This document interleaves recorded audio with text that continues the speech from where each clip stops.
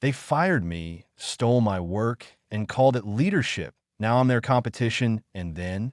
I never thought I'd start over at 42, especially not in the middle of February with slush soaking through my boots and a box of my career in the backseat of my car. But that's where I was, parked outside the Barron Edge Tower in Kansas City, gripping the steering wheel so hard my fingers ached. I used to believe that if you worked harder than everyone else in the room, sacrificed time, skipped dinners, showed up early and left late, you'd be safe. I built strategies for 6 years that kept this firm profitable through 3 fiscal downturns and 2 client meltdowns. But apparently that didn't buy me more than a 5-minute termination meeting and a condescending nod from the man who'd taken credit for my last project. It was a Friday morning, cold and gray, when Martin called me into his office. I didn't suspect anything when I saw my name on his schedule. I assumed he wanted updates on the Kensington proposal, an account I'd poured myself into for 3 months straight, working late into the night while my daughter Zoe reheated pasta alone. Instead, he gestured toward the chair like he was doing me a favor, and before I even sat, he was already sliding the severance packet across his desk. "Don't take it personally," he said with that forced sympathetic smile, like a dentist about to pull a tooth. "The board thinks we need new voices, some fresh direction. You understand how this goes." I didn't respond. I couldn't trust my voice not to crack, and I refused to give him the satisfaction of seeing me unravel. He called it restructuring. I called it betrayal. The smell in his office was sharp with burnt coffee and cheap air freshener, and the overhead lights buzzed just enough to drive me insane. I glanced down at the paperwork. Termination effective immediately. Access revoked. Confidentiality reminder highlighted in yellow. My name was never mentioned in the Kensington pitch he'd delivered just 2 days earlier, the one that secured the company's largest deal in its 17-year history. I knew because I'd seen the printed slide deck sitting open on his desk when I stopped by his office the night before. My edits, my data modeling, my notes, all of it stripped of my name like I'd never existed. "Thank you for the opportunity," I said quietly as I stood. He blinked, like he hadn't expected grace. But when you've rebuilt your life from ashes before, you learn how to hold your head up while everything around you burns. I didn't cry on the way to the elevator. I didn't even flinch when the HR assistant followed me out with the same expression people use when they're trying to avoid eye contact with a car crash. I carried my cardboard box to the garage, sat in the driver's seat, and just stared straight ahead while the cold crept through my coat and settled in my spine. I had no job, a teenage daughter, rent due, tuition bills looming, and braces I still hadn't paid off. And all I could think was, why did I let it happen again? Why did I give them everything and expect that it would mean something? By the time I got home, the sky had turned that metallic winter blue that always made me feel like the world had stopped breathing. I didn't talk to Zoe right away. She was at school, and I needed time to sort out what I was going to tell her. Instead, I changed into sweats, made a cup of coffee I didn't finish, and opened my personal laptop. My instinct wasn't revenge, it was survival. I pulled up my cloud archive and found every version of the Kensington proposal. I'd saved them all, every data set, every framework, every slide annotated with dates and my initials. There was even a time-stamped sketch of the initial concept, drawn up during a late-night brainstorm session 2 months ago. At the time, I wasn't being strategic. I just didn't believe in throwing away work that took hours to build. But now, looking at those files, I realized I'd been protecting myself in ways I didn't fully understand yet.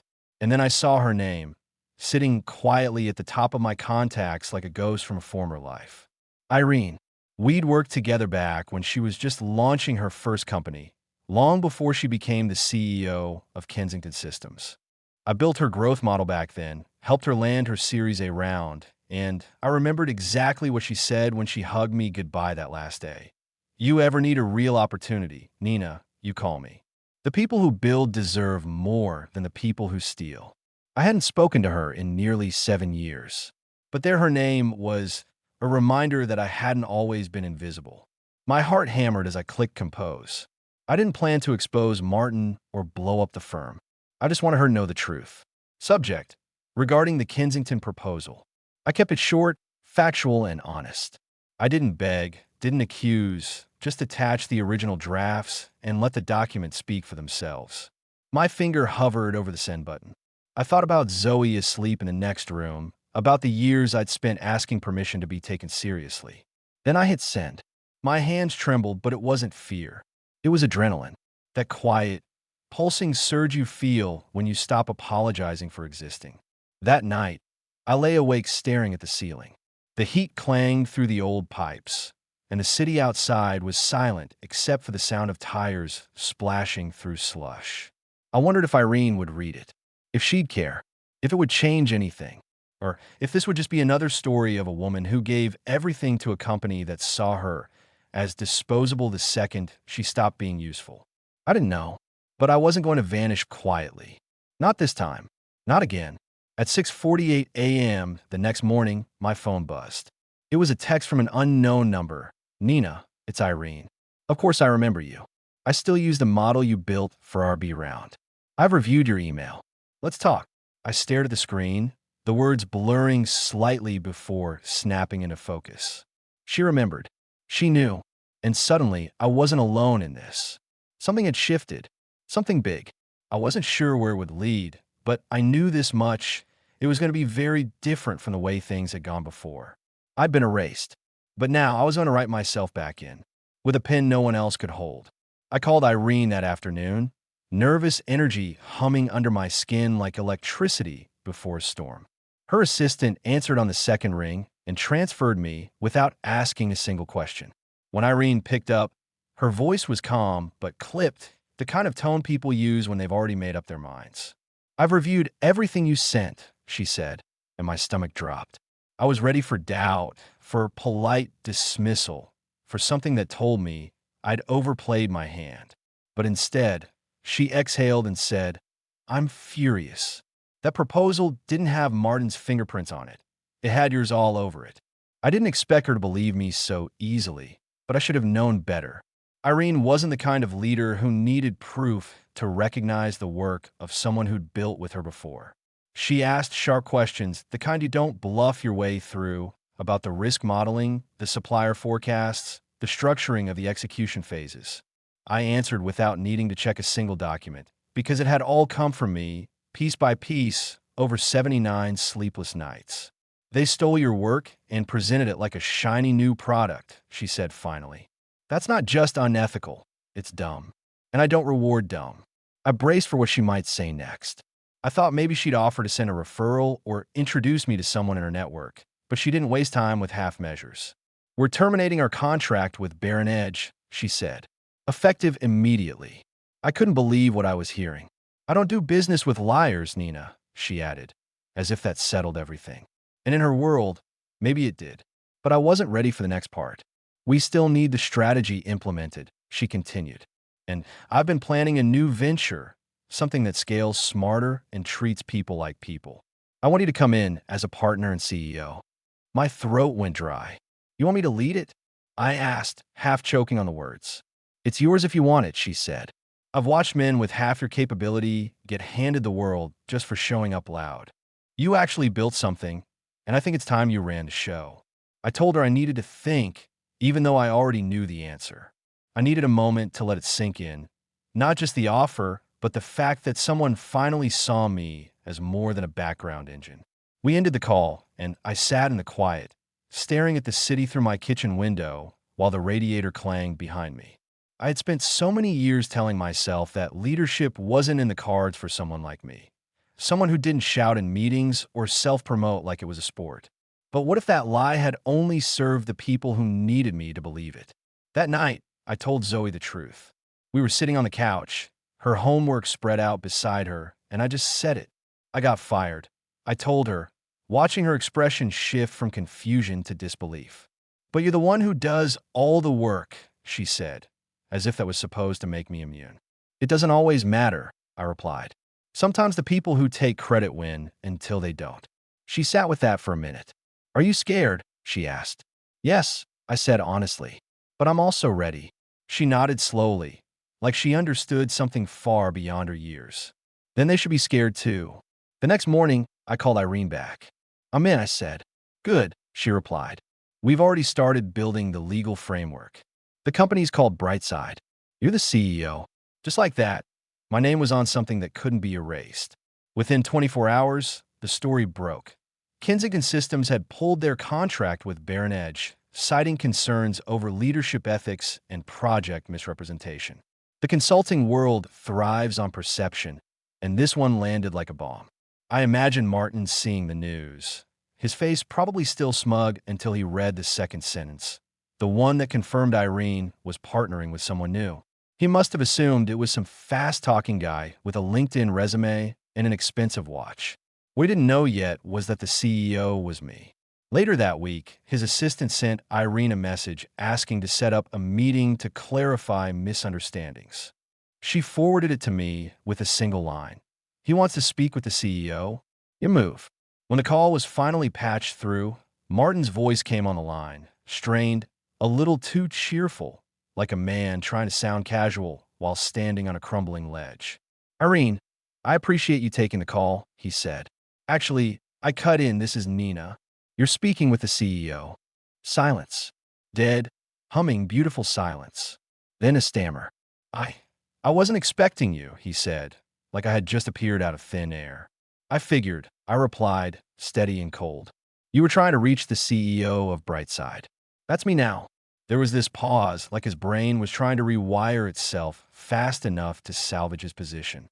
Look, Nina, this is clearly just a misunderstanding, he said, shifting tones like a used car salesman. Had I known there was any issue, I would have handled things differently. I had no idea you were still involved with Kensington. You didn't know? I asked. You removed my name from the proposal. Then you fired me 2 days later. But you didn't know there was an issue? He hesitated. The board was pressuring me to cut costs. I had to make hard decisions.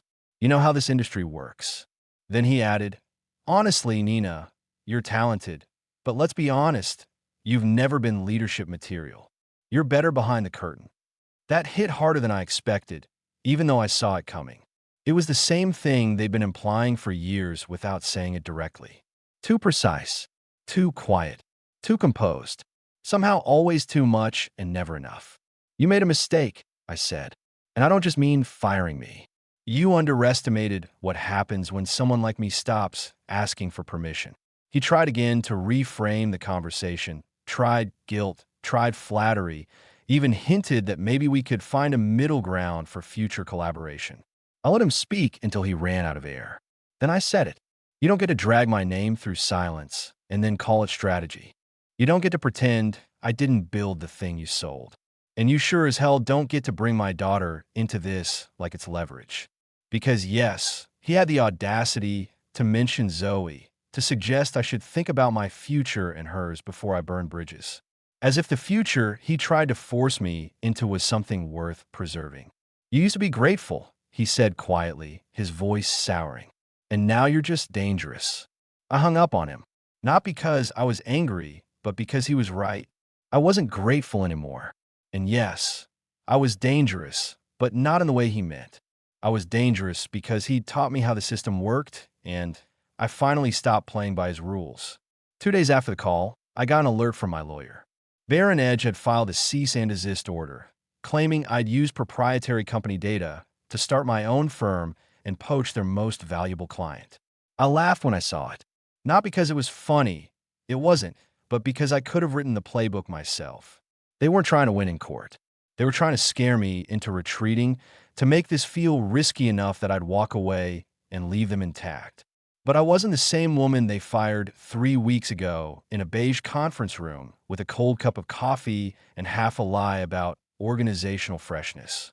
Deborah, my attorney, was already ahead of it. We're not just going to defend this, she said. We're filing a counterclaim. Wrongful termination, defamation, and misrepresentation. I agreed immediately. They think they can bury you with paperwork, she continued, but they forgot you used to design systems for a living. The next morning, I started organizing every document I had, original drafts, dated correspondence, my performance reviews, internal Slack messages. I built timelines, named files with precision, color-coded every thread. I didn't sleep much, but I'd never felt more awake. Every keystroke felt like reclaiming something they tried to steal, not just my work, but my name. That week, I started hearing from people I hadn't spoken to in months. Former colleagues, assistants, junior analysts, people who'd left quietly or were still inside and trying to hang on. It started with a message from Margot, one of the HR reps who'd quit suddenly the year before. "I saw what they're saying about you," she wrote, "and I have something you might want to see." She attached a screenshot of a performance review from my last quarter, except it wasn't the final version I'd been shown. It was the original, signed by my direct supervisor, rating me as exceeds expectations. The one I received before I was fired had been downgraded to meets expectations, with vague language about leadership gaps and collaborative tension. "They altered it," she confirmed, "right before you were let go. Matt wanted the file to justify your exit on paper." I stared at the screen so long I forgot to blink. I hadn't expected proof, not like this. I'd known something wasn't right, but seeing it spelled out in system logs and forwarded emails made my stomach twist. They didn't just replace me. They had been preparing to erase me before I even saw it coming. The messages kept coming, one after another. Charlie, an analyst I used to mentor, sent over a list of project credits from the internal database. Several of mine had been reassigned in name only weeks before I was fired. Elise from operations forwarded a training memo that had my strategy framework copy-pasted under someone else's initials. And then there was Rena, a mid-level project manager, who wrote, "You were the first person to walk away. But now that you have, the rest of us are ready to follow." That sentence haunted me for days. Not because it was sentimental, but because it was true. I hadn't meant to be a signal. I'd just been trying to survive. But now, one by one, people were using my fire as their torchlight, and I wasn't about to let them down. By the time Deborah submitted our countersuit, we had 10 witness statements and more than 40 attachments of documentation. Screenshots, emails, original files, even calendar records proving my authorship on major deliverables. The cease and desist was dropped 48 hours later without a word of explanation. But the silence spoke louder than any press release ever could. That same week, Brightside signed its second client, an eco-manufacturing startup out of Denver.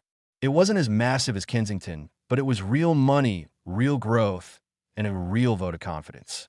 We were still operating out of borrowed office space and irregular hours, but the momentum felt unstoppable. Even Zoe noticed. She watched me one night as I reviewed pitch decks on the floor next to our laundry basket and said, "You look different now, less like you're trying to disappear." I didn't realize how visible she'd made me feel in that moment. How many years I'd spent making myself small enough to stay safe. And then came the article. A business outlet picked up on the story after noticing Baron Edge's sudden drop in client retention and public filings. The headline was cleaner than I expected. Strategist fired, then fights back. Now leads firm winning back market share. They didn't name names, but the details were clear enough. By the end of the week, my inbox was full again, this time with reporters, advocates, and even strangers. One message stood out from a woman named Lucia. "I was told I wasn't polished enough for senior leadership the same week I finished building our top-performing division. Your story reminded me I'm not alone." I should have felt vindicated, and in a way I did. But the deeper feeling was grief. Not for the job I lost, but for all the times I had believed them when they told me I wasn't ready. I thought about every review that called me reliable, but never visionary. Every time someone used my work in a boardroom, but introduced me as just the lead analyst. It wasn't just my fight. It never had been. 3 days later, an email hit my personal inbox from someone I hadn't thought about in years. Tasha. She was a founding partner at Baron Edge who'd left abruptly about 2 years before I was hired. Her name had weight in the industry, but no one really knew why she vanished so suddenly. Her message was short. "Nina, I've been watching what's happening. I believe you. I'd like to meet." We met in a quiet diner across from the law school, where she now taught part-time. She looked older, more grounded, but her eyes hadn't lost their edge. "I stepped down before Matt took over full control," she said. "I didn't like where things were heading, but I didn't have the proof." Then she pulled out a flash drive. "I've kept records for my last 6 months. Meetings, memos, strategy briefings, all of it." I asked her why now. Her answer was simple. "Because you didn't let them get away with it. And I think people like you are exactly why they won't keep getting away with it." That night, I opened the drive and found things I couldn't have imagined. Internal emails discussing how to quietly transition certain high-performing staff before IPO due diligence. Drafts of presentations describing leadership realignment to eliminate personnel flagged as low media fit. My name wasn't on the early lists, but it didn't have to be. I was never the first one they tried to erase. I had just been the first one who fought back. The next morning, Deborah called before I'd even finished my coffee. Her voice was calm, but sharper than usual, the way she sounded when something big was about to land. "I've reviewed the contents of that flash drive," she said. "You weren't just fired unfairly. What they've done might actually be illegal." We spent the next 6 hours building a plan.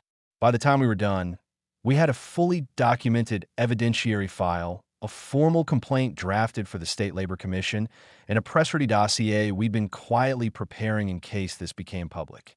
"If we move," Deborah said, "we don't just expose your story, we set a precedent." I didn't hesitate. "Let's move," I told her. They taught me how this game works. Now, they get to watch me rewrite the rules. On Monday morning, Deborah submitted our official complaint and passed the internal evidence packet to a journalist at the Financial Tribune who'd been tracking labor issues in private sector firms for months. By midweek, the article went live. Whistleblower claims consulting giant manipulated staff records before IPO shift. Evidence includes altered reviews. Suppress credit. It wasn't sensational. It didn't need to be. The facts spoke louder than outrage ever could. Within hours, the article was trending in legal and corporate leadership circles. My phone didn't stop vibrating for 3 days straight. Calls came in from former colleagues, rival firms, even quiet executives from inside Baron Edge, asking questions they should have asked years ago. Then the firm's stock dropped nearly 9% in a single day. That kind of panic doesn't come from rumor. It comes from proof. It wasn't just about me anymore. It was about every employee they'd rebranded, every strategist they'd silenced, every analyst they'd ghosted after milking their work. I watched it unfold from my desk, flanked by 2 new hires reviewing onboarding decks. Brightside had officially passed 10 employees. We were growing faster than I expected, faster than I could process. But it didn't end there. A day after the article broke, Baron Edge published a blog post titled "Moving Forward Together." It was vague and slippery, filled with buzzwords like transitioning, realignment, and learning from challenges. They didn't name me directly, but the subtext was unmistakable. "We value every contributor, even in times of difficult decisions," it read. I almost laughed. Every contributor, except the ones you stripped credit from and discarded like bad paper. Then came Martin's podcast interview, his attempt at reputation CPR. I didn't listen live, but someone sent me the link. I clicked out of morbid curiosity, expecting spin, but not the kind that made me want to throw my laptop across the room. "In business, tough calls have to be made," he said smoothly. "Not everyone's built for leadership pressure. Sometimes people misinterpret professional feedback as personal attack." It was the most polished gaslighting I'd ever heard. What stunned me more was how confident he sounded, as if the facts hadn't caught up with him yet. That same night, I got a message request from a name I hadn't seen in more than a decade. Camille. She was one of the original co-founders of Baron Edge, long retired, long removed from the power games that came afterward. Her message was simple. "If you're open to it, I'd like to meet." We sat down in a quiet corner cafe near Union Square. She looked older, tired in a way success couldn't hide. "I left before Matt consolidated power," she said. "I didn't like what I saw coming. I thought maybe I was being paranoid. But watching what happened to you, I realized I should have stayed and fought." She reached in her bag and slid a manila envelope across the table. "These are board memos and meeting logs from the months before I resigned. I didn't know what to do with them until now." When I opened it that night, I found internal performance rankings labeled by risk rating, coded language for which employees were most likely to question authority, ask for credit, or push back on leadership. My name was in the top 10. Low compliance risk, strong internal loyalty. Recommend early removal if IPO window shortens. I closed the folder and stared at the ceiling. I wasn't a threat because I failed. I was a threat because I asked too many questions and worked too precisely to ignore. Deborah reviewed everything and said what I was already thinking. We need to go public again, not just to protect you, but to make sure this pattern ends where it started. I sat with that for hours. Going public once is bold. Doing it again, after they've already tried to rewrite the narrative, felt like walking into the center of a storm on purpose. But I couldn't let it go. I couldn't stomach the idea of letting them retreat into a fog of excuses while pretending they hadn't nearly destroyed people's careers. I told Deborah to do it, and within 48 hours, the Tribune released a follow-up. This time the headline was blunt. Leaked documents reveal systemic retaliation at Barron Edge. Calls grow for executive resignations. The backlash was immediate. The firm's official social pages went dark. Internal communications leaked, showing panic mode meetings and a sudden reshuffling of project leads. Then it happened. A board member resigned. The statement was short. I can no longer support the current trajectory of leadership. That crack became a collapse. 2 more executives stepped down within a week. And Martin? He vanished. His LinkedIn profile was wiped, bio scrubbed, no exit statement, no farewell post. Just gone. For a man who once told me that I wasn't a fit for public-facing work, his disappearance spoke volumes. I didn't feel triumphant, not really. This was never about revenge. It was about removing the rot so no one else would be asked to shrink themselves for the comfort of cowards. Brightside, meanwhile, was booming. We closed our 3rd major client that month and were shortlisted for a consulting award typically dominated by legacy firms. Our staff grew to 15, then 20. We had to move offices. The new space was smaller than Barron Edge's marble-clad boardroom, but it was real. It had energy. No one whispered. No one flinched in meetings. People smiled, not because they were forced to, but because they could. Zoe saw me one night, finishing a speech for a women's leadership summit, and said, "Is it weird to be famous now?" I laughed. "I'm not famous, baby." She nodded thoughtfully. "Okay, but they know your name now. And that's something." She was right. After years of being left off press releases, panel invites, and investor decks, my name was no longer hidden. And I wasn't giving it back. The months after the fallout felt strange, like walking around in clothes that finally fit after years of pretending otherwise. The silence from Barron Edge continued, punctuated only by vague corporate updates and stiff memos from their new interim director, none of which acknowledged what really brought them to their knees. The firm had agreed to settle quietly. Financial compensation, a formal apology, 3 executive resignations, and a promise to implement long-overdue employee protections. They offered a confidentiality clause, of course, because that's what people like that always do when they lose control of the narrative. I declined it without a second thought. They tried to buy my silence like it was just another asset in their column of liabilities. But they never understood I wasn't fighting to be paid. I was fighting to be heard. Brightside was now in its 2nd year, and we had built something real. The clients kept coming, 1 referral turning into 3, then 10. We didn't chase scale like it was a prize. We chose intention over noise. Every person we hired brought something sharp to the table. A data analyst who once had her ideas stolen by a manager and never got credit. A project lead who'd been told he was too quiet to inspire confidence. A strategist who once got let go for pointing out gaps in her boss's pitch. They found us the same way I once found Irene. Through whispered recommendations, shared stories, and the knowledge that something better had to exist. I was still adjusting to what it meant to lead without apology. I didn't want to become what I escaped, and every day I asked myself how to stay grounded in the kind of leadership I'd always hoped for. We made mistakes. Sometimes we moved too fast, sometimes too carefully, but we owned every one of them.